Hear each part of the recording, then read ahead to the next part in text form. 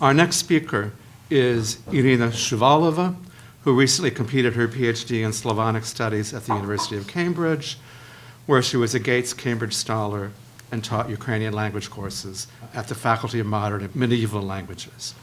Her research centers on the songs of the war in Donbas and on identity work in the diverse communities that produce them. In addition to her academic work, Iryna is also active as a poet and translator. We know that she invited us last evening to a reading at the Ukrainian Sports Club with my former student, Iryna Jennings. She's authored 3 books of poetry in Ukrainian and has won multiple writing and translation awards, including the top prize for poetry in the Smoloskyp, sorry for the pronunciation, literary contest, and the Brodsky Stephen Spender Prize in 2012.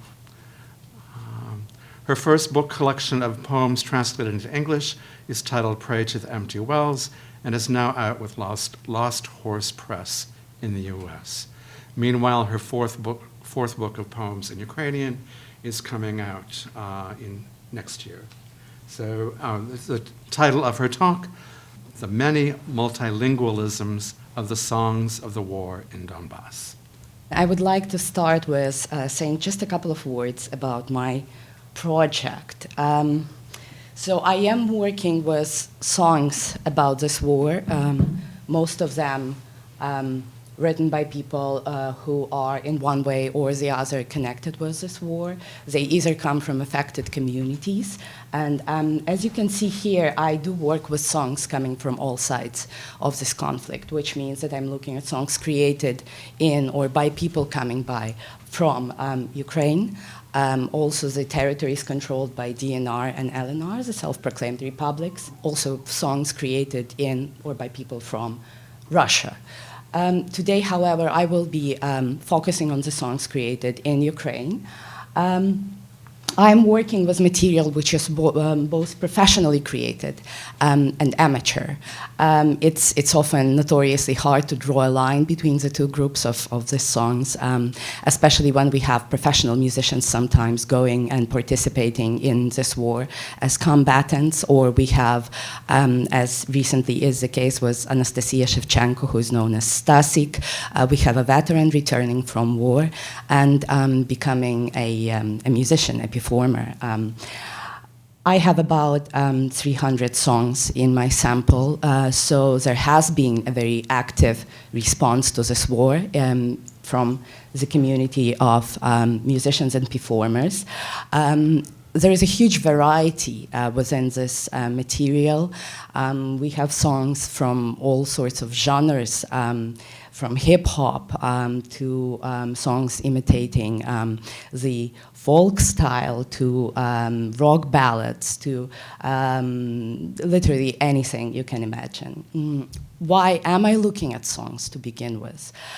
First of all, I do believe that due to the very format of a song, which is a relatively short piece, they enable often the performers or songwriters to capture the situation of the war, which unfortunately, as we know, is an ongoing war, and it's in flux quite a lot, to capture a specific moment in time very promptly. So unlike, let's say, writing a novel or working on a film, which takes much longer, it is now quite an easy thing to create a song, to record it. A lot of people whose work I'm looking at are non-professionals, as I've said, so they will just use freeware, they will use available newsreel videos, and they will create music videos, songs, they will put them on YouTube, and they will very actively engage in this sort of immediate discussion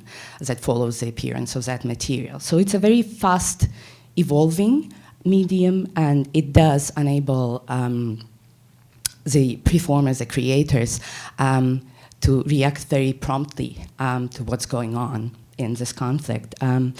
Secondly, and perhaps the second and third points are related here. So I'm speaking about wide representation across groups, and really we see that the songs are being created by people who are of very different age groups, very different professional and social backgrounds.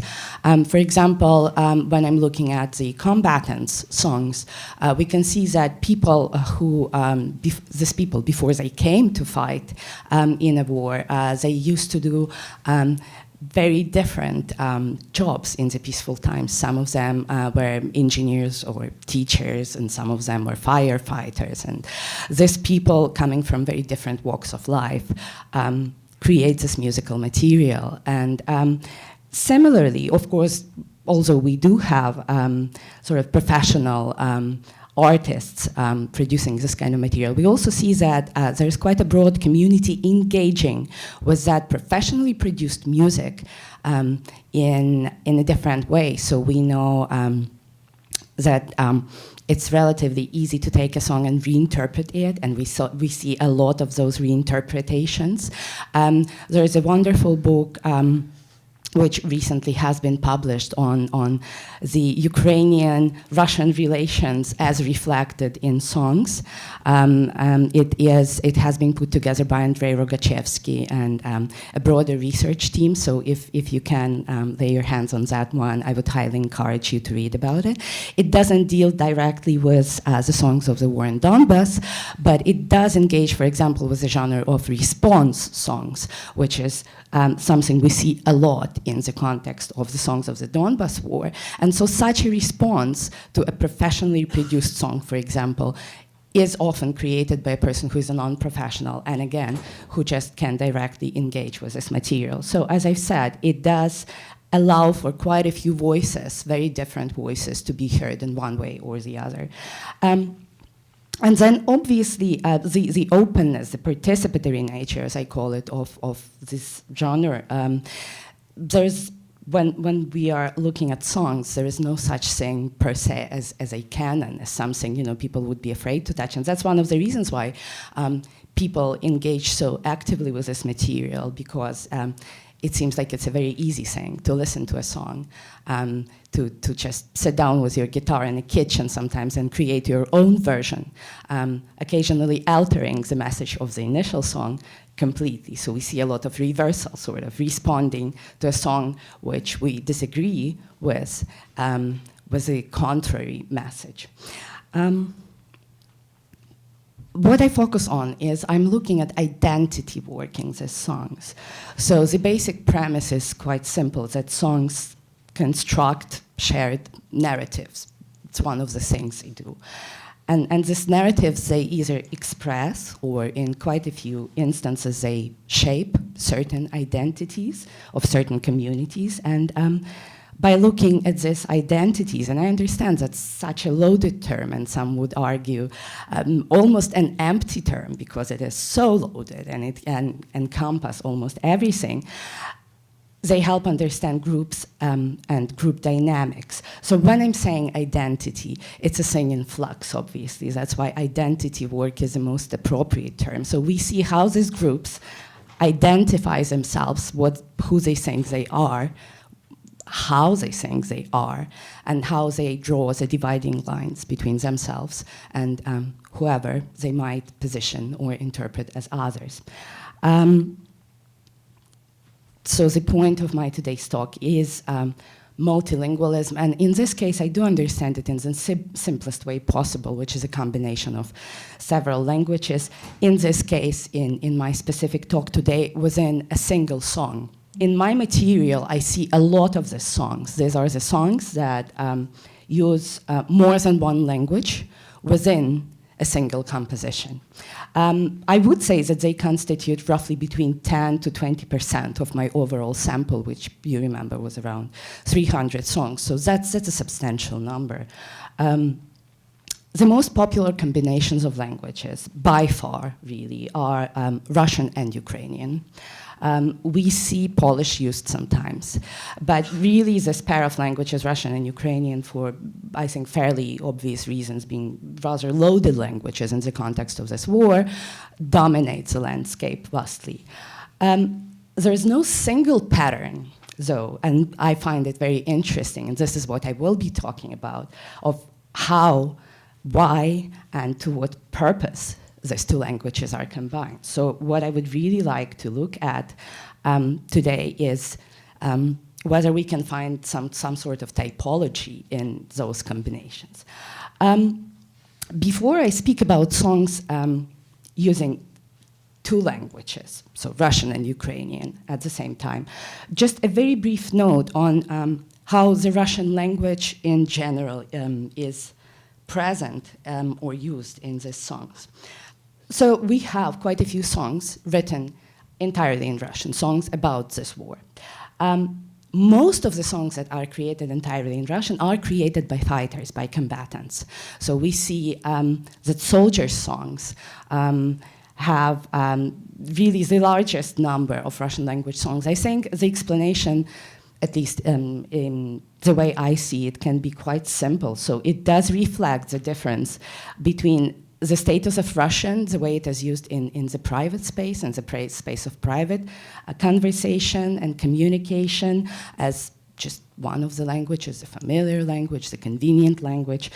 And then obviously in the public space, we often see that Russian becomes much more loaded. So these people, they quite often start recording and creating their songs, again, just combatants in the field, not really for public consumption. So some of those songs did go on and become quite well known, but a lot of them were just recorded to be listened to by the fellow combatants. So really, they still, in a sense, stay in the private space of communication where the use of Russian is not necessarily so loaded. And when I speak of multilingual songs, you will see I will give you several examples of that. We also see this trend that songs written entirely in Russian, they do tend to come from the regions where Russian is spoken more widely or is considered to be spoken more widely. But songs in Ukrainian, they really come from both. The Ukrainian is so. Again, this is not a very exact term, but the Ukrainian-speaking languages, or predominantly Ukrainian-speaking, Ukrainian-using languages, and the Russophone languages. Again, you know, I should say that the language situation in Ukraine is very complicated. So the division between the two is a very, very, very vague line. So just to emphasize that, really. And there's another level of multilinguality, which I won't be touching upon today, but I would like to mention it. And that's not the use of different languages within one song, but the use of different languages within one artist's creative output. And we do have artists who create in both languages, just not combining them within one song. An example of that is Boris Sevastyanov, who hails originally from Kharkiv, which is at the same time a predominantly Russian-speaking city, but also a city with very, in a sense, Ukrainian cultural history, a Ukrainian center, former capital of Ukraine at one point. Boris Sevastyanov created this song, which I will let you listen to, just a very brief abstract, really. When the war started. Before the war, Sevastyanov was working very successfully with Russia. Actually, he is an academically educated composer, and he was writing music for Russian TV series and films. And he stopped that work when the war broke out, and he started writing things that were very, very different and expressed a very pro-Ukrainian position in this context.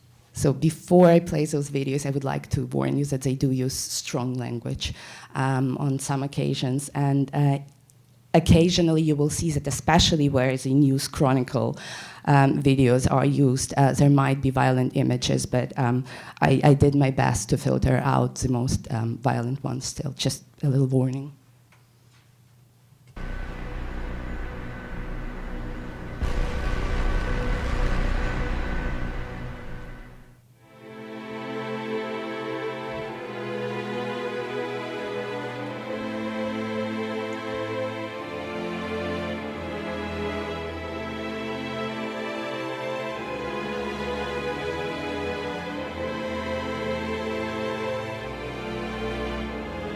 Україна России, это вам пора принять. И свою судьбу, свою страну нам самим менять. Поколение сменилось, нам не по дороге с вами. Как случилось, что для вас мы стали врагами. Мы родились в одной стране, мы смотрели одни фильмы. Наши жизни и судьбы переплетены так сильно, но мы сделали свой выбор и идем вперед.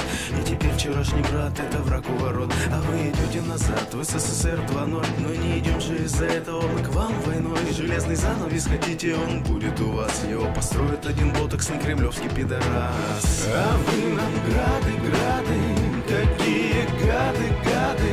Таким подарком мы не рады уже сколько дней. А вы нам буки, буки, какие суки, суки. И кривые руки, руки, убиваете людей. So just a little example of what really could be a subject of a separate talk in its own. So Russian, Russophone songs, which are very much pro-Ukrainian. However, I would like to focus on, as I promised you, to try and find the typology.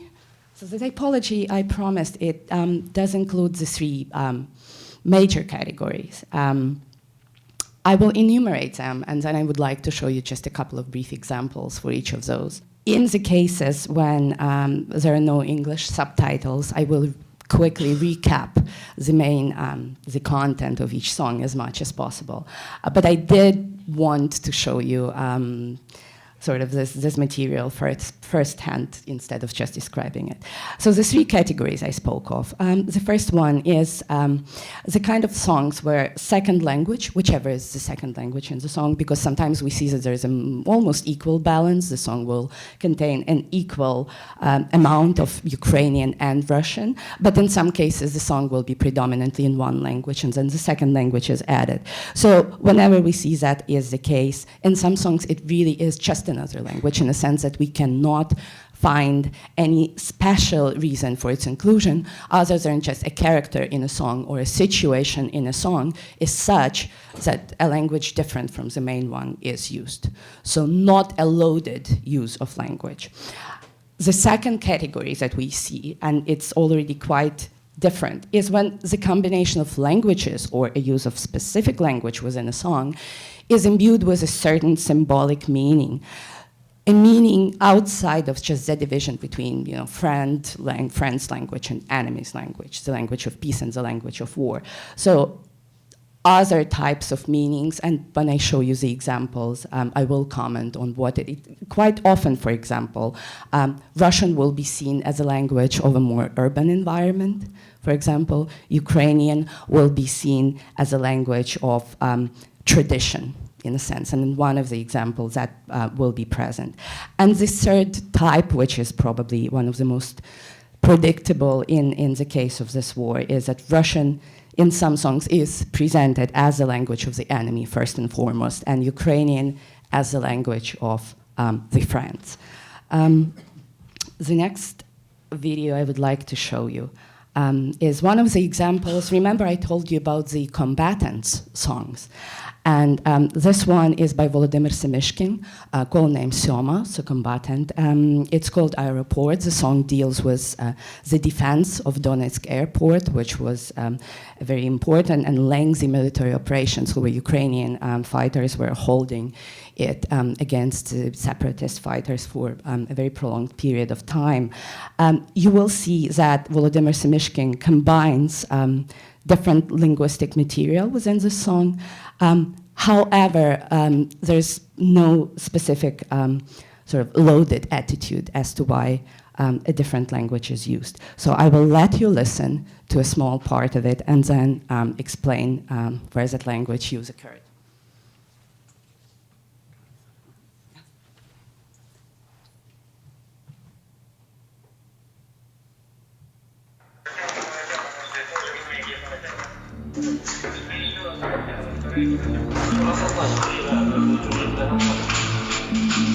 Держись, я с тобой.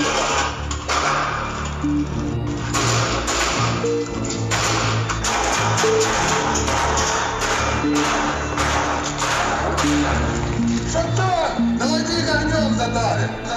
Первый на на связи, весточку шлет в базе. Саня опять вижу, хотела, лезет по грязи. А нам-то чё, серый порох сказал перемирие. Шансон из пуль барабанит по перилам. Мы на частотах эфира, по открытым каналам. Гуляет ветер по старому терминалу. Историки запишут укроповский рекорд, как мы держали Донецкий аэропорт. Уже забыл порт, последний свой эскорт, когда на взлетку садился тут последний порт. Обитель Мордора, вид его многолик. После приветов гаубиц или гвоздик, а у парней лик. Не видно лиц за сажей, таких картин даже нету в Эрмитаже. 1+1 всего ведь не покажет, и нету счета в Минобороне пропажам.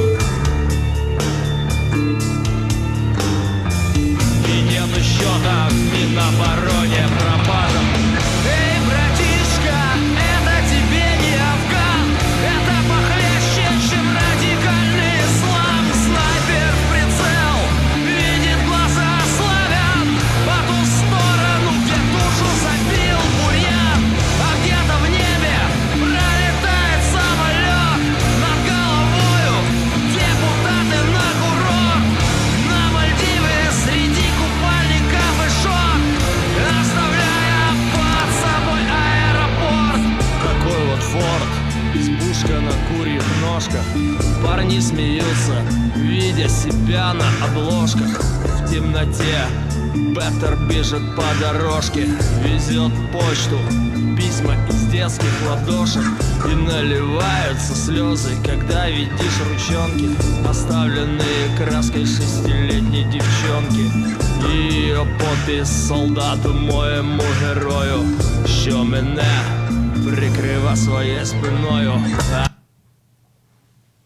So as you see, the song in its entirety is almost solely in Russian.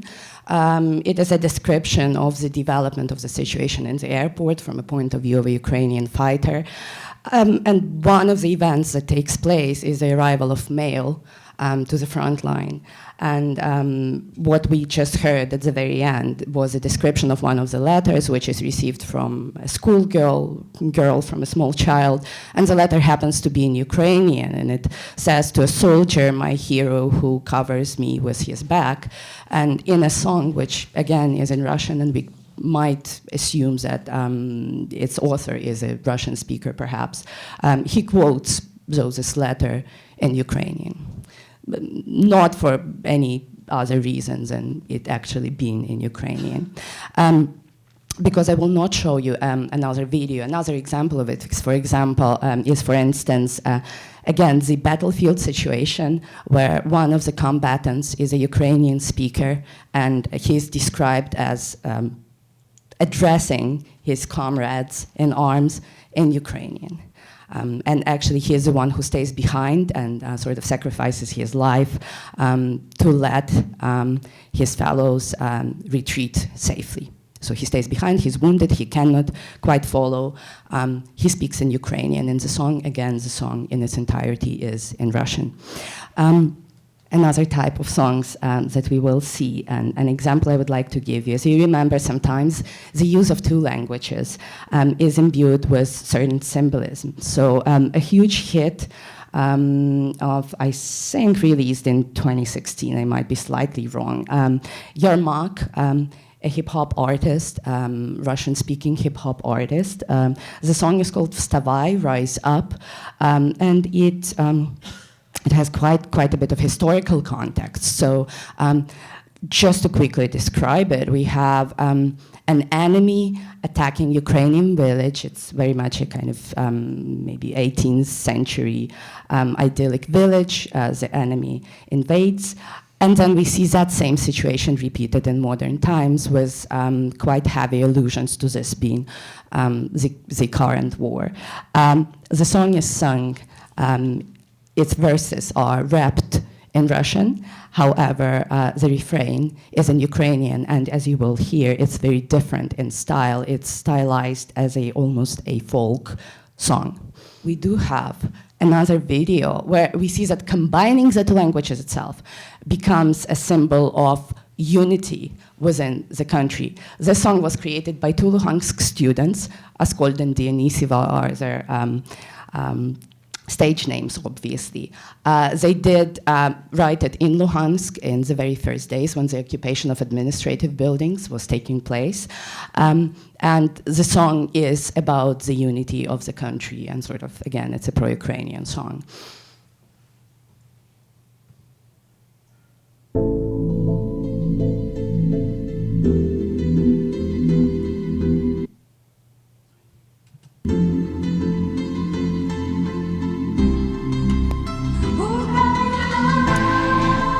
So the first verse of the song will be performed in Russian, and then the same performer continues with his narrative in Ukrainian. And then we will also see there's a little fragment in the song where both languages are used within one sentence with a very sort of targeted message. Если твоя совесть в розыске в другой стране, ты можешь верить своей родине, словно себе. Когда в душе пылает жар и реет гордо флаг, никто нам не поможет, но все в наших руках. Никто из нас не думал, никто бы не поверил, что все хорошее не вечно и в новое время. Нам сложно быть беспечными, нам ничего не видно, и нам не стыдно перестать быть безобидными. Так подло и внезапно, словно выстрел в твою спину, и не вернуться после этого в свою рутину. И да, простить ведь можно многое, но посмотри, мы погибаем не снаружи, чаще изнутри. И не во Львове, на Луганщине родился я, но с детства знаю, Украина моя земля. И когда слышу я вокруг, мол, Москва нам братья, я твердо знаю, братья в Киеве и в Закарпатье. Мы не Росія, ми самостійні, ми українці, сильні, єдині. Якщо не второпав, повторюю ще, від Луганська до Львова, Україна понад усе. Ми не Росія, ми самостійні, ми українці, сильні, єдині. Якщо не второпав, повторюю ще, від Луганська до Львова, Україна понад усе. Я бачив дивний сон, стіною захищали козаки своїх жінок, дітей, прокинувся все навпаки, втрачаючи останню честь, озброєні чоловіки ховались за спідницями, в них попереду жінки. Я бачив дивний сон, де сплять спокійно наші матері, все тихо, мирно і домовилися бунтарі. Але, на жаль, все це було лише моєму сні. Ми засинали в темряві, а прокидалися в вогні. А наша Україна наче мильний руський серіал, що невідомо чим скінчиться, хто його спродюсував, коли вже серія остання. І що чуть-чуть, чекайте, поки головних героїв переб'ють. Сьогодні в серії раніше кволий непомітний, трима двома руками прапор жовто-блакитний. В очах нема ні страху, ані сумніву, ні жалю. Продовження дивіться вже на іншому каналі. Пройдуть повз нас десятки років, і час революції мене. Я пойму тебе, брат, як і ти зрозумієш мене. So the very last phrase you heard, which was sang by a female performer, does contain two languages within one sentence. It literally sounds like this: "Я пойму тебя, брат, як і ти зрозумієш мене." The first part is in Russian. It means "I will understand you, brother." And the second part is in Ukrainian, and it says, "Just as you will understand me." And if we have time to show one final video in which, quite stereotypically, Russian is portrayed as a language of the enemy, and Ukrainian is as a language of the friend. And while I find that, just to comment, in Yermak's video, which we were not able to access, Ukrainian is represented as this language of traditions, a language of sort of our rural past. And when we are fighting this fight in the present day, it is a connection between that rural past and this sort of present day urban war. So sort of a combination of the two languages. They're coming together also symbolizes this unity of the past and the present. So this final video by Serhiy Fai Fura, a performer from Ternopil, if I'm not mistaken. It's called Bandera.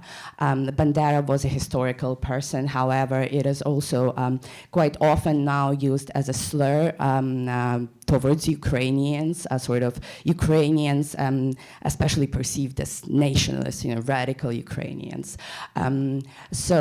Here the performer plays two very different characters, and one of them is Ukrainian, and this wonderful, peaceful guy who uses Ukrainian to sing about his peacefulness, essentially. And the second one is his neighbor, who we will see is a very, very different kind of fellow, and he does sing in Russian and behaves in a very different way.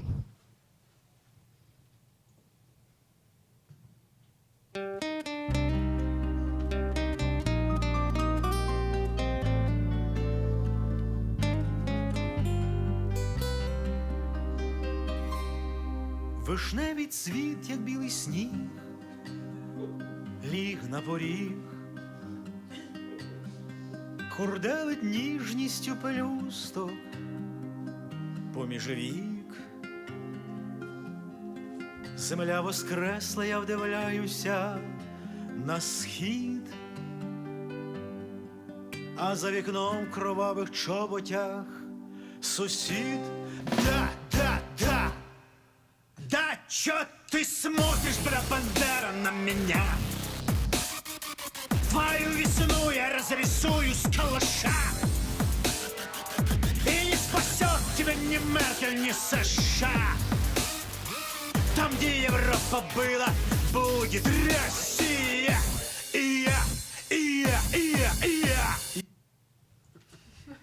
So I will leave you with that one example, which is not the worst of its kind, I must say.